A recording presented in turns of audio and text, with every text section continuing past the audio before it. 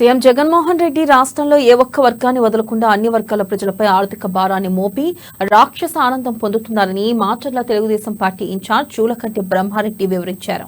ఇక మాచర్లలో ఆయన అంగన్వాడీల నిరసనకు మద్దతు తెలిపారు. అంగన్వాడీలకు వేతనాలు పెంచిన ఘనత చంద్రబాబుదేనని ఆయన తెలిపారు. టీడీపీ హయాంలో అంగన్వాడీలు ప్రభుత్వ సంక్షేమ పథకాలకు అర్హులుగా ఉండేవాళ్లని, వైసీపీ హయాంలో అంగన్వాడీలకు సంక్షేమ పథకాలను ఎత్తివేయడం సిగ్గుచేటన్నారు. అంగన్వాడీల సమస్యలను టీడీపీ మేనిఫెస్టోలో చేర్చుతామన్న చంద్రబాబు ఇచ్చిన హామీని గుర్తు చేశారు.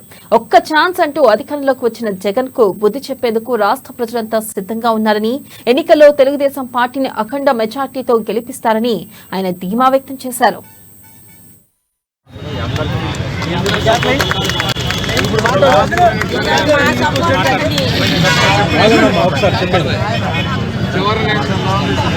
నిర్మాణానికి కానీ ఎన్నో స్థలాలకు కానీ పెన్షన్ కానీ అర్హులు చంద్రబాబు నాయుడు గారి ప్రభుత్వంలో.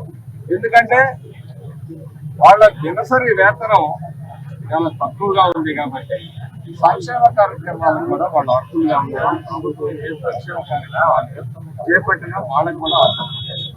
ఈరోజు ప్రభుత్వ ఉద్యోగులుగా గుర్తించినప్పుడు వాళ్ళకి పెన్షన్లు అవన్నీ కట్ చేసినప్పుడు ఇంటి స్థలాలకు కానీ అవసరం కానప్పుడు మరి వాళ్ళకి సమానమైన జీతం ఇస్తానని చెప్పి 18